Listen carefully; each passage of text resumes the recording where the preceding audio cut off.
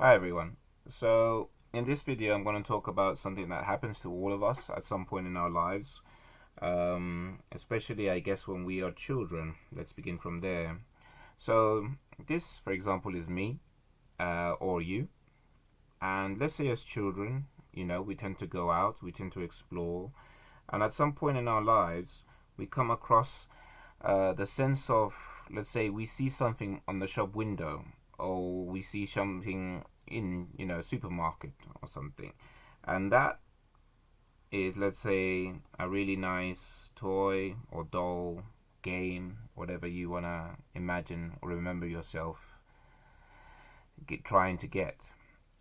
And that initially creates a sensation. If we are able to purchase that, get that, have that, then we will be happy as a result. And that could be whatever you want it to be. So we create the sensation, the feeling, the thought of, if I get that, then I'll be happy. Normal. That happens to every child, even as adults. If I have that, I'll be happy. So essentially, the moment that you do that inside yourself, inside your mind, you also create the opposite feeling. So the opposite feeling in this case would be you being unhappy. Now, how does this work? Well, the moment you have based your happiness on that object, you have created a sense of lack immediately within yourself. You're not happy. And until you get that, then you'll return to the state of happiness, or the state of fulfillment, the state of wholeness. But as long as you give your happiness to the object at hand, then you are creating the opposite. Sometimes you are completely unaware you've created the opposite, because it happens subconsciously. We don't realize that the moment that we put our attention, ourselves in that, we create the opposite. And this is known as duality. And this is probably one of the first experiences we have as children. And we tend to re-experience this in different ways. You're a little boy, you want a video game. Why? Because it'll make you happy. You've created the illusion of happiness through that video game. And at the same time, what happens if you don't get anything? You don't get that video game. You are in a state of unhappiness. And even before you went to the shop with your parents, or even before you went out and saw that item, you were in a very balanced state, shall we say. There was no sense of lack or unhappiness or a sense of emptiness, because you didn't even know that object existed. It is only when you went out and you identified your happiness with that object, that is when you create the duality, which is the opposite. And that happens a lot. You see on a day-to-day when one is a child and one goes out and would like to have something, and wants it from their parents, and they don't get it. And that results into anger, that results into hatred, sometimes results into violence. The child might hurt themselves, throw something, or hurt someone in the process of the state of unhappiness. And this is all down to this thought process. The thought of, if I get that, have that, hold that, I'll be happy. And if I don't, we don't focus on that, but it's happening to us anyway. We create the unhappy feeling within ourselves, and we remain that way. And we have to then go through the motions of, of being unhappy for an hour, maybe for I don't know how long. You could be unhappy for the whole day because you didn't get the video game or the chocolate you wanted. So we can look at so many different objects that has created the sense of lack and the sense of unhappiness within ourselves. and we are completely oblivious to it. We have no clue that what we're doing to ourselves in the process. And as we do this, we then create a sense of suffering. Suffering, in this case, is not caused by the fact that someone didn't buy it for you or get it for you, and it's not caused by the fact that you didn't get that in the first place or have that in the first place.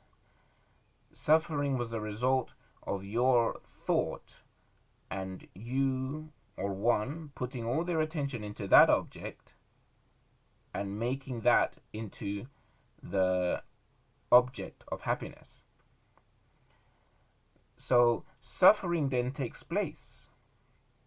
During the whole process, at the end, suffering takes place when you don't get the item. And technically, or normally, we would blame our parents or our guardians or whoever it is that we would like to get us that item. They are responsible for my unhappiness. They are responsible for my suffering. And we tend to blame others for our own unhappiness, for our own suffering.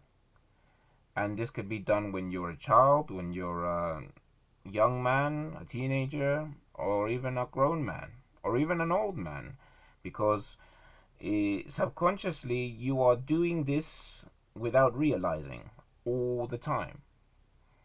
And that is called duality. Now, I'm not saying you can't go out and buy something you'd like. I'm not saying you can't go out and not get what you'd like because it's, I don't know, it's a day out or your birthday or, you know, your parents or your guardians can afford to get that for you, no problem. That's fine. But we come to the point where if we are not aware of what we're doing to ourselves, and we continue doing this pattern as we grow up, whether you are 3 years old or 6 years old or 10 years old, you know, we continue the same cycle. So our whole lives will be around this pattern of behavior, and we are not aware because we always blame others for our suffering, blame others for our unhappiness. But at this point, the whole purpose of this is to realize that this was all done by ourselves and our way of thinking. So there is no one else to blame but ourselves in this case. So as you are growing up and you are more aware of what is happening in your thoughts and how you see objects in the external world and what they create within you, which is this state of happiness, unhappiness, then you will begin to hopefully see what you are doing to yourself clearly, to the point where you say, now, I know that there is this game happening if I take these thoughts into these areas, which is duality. So the question is, do I want to go through my childhood, teenagehood, adulthood in a state where anything external will create a sense of suffering because I've made that object the object of my fulfillment, of my happiness? So in the sense, we must become aware of what is happening within our minds, and therefore the next time you come across this situation, come across this scenario, you now have to make a choice of how you want to perceive, how you want to deal with the situation. Do I want to place my mind, my happiness, my wholeness into that object? Or do I understand? And if I do understand, then that object, if you get it, great. If you don't, it's alright. Because at the same time, you understand that you have control of your mind, and your mind is not controlled by anything outside of you. So I hope that helps some people, and I hope you come to see what I have seen. Thank you very much. Free your mind.